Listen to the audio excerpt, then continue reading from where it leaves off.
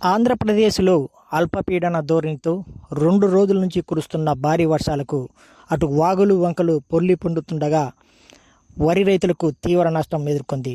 ఇప్పటికే నీట మునిగిన వరి పంటలను చూసి కన్నీరు మున్నీరవుతున్నారు.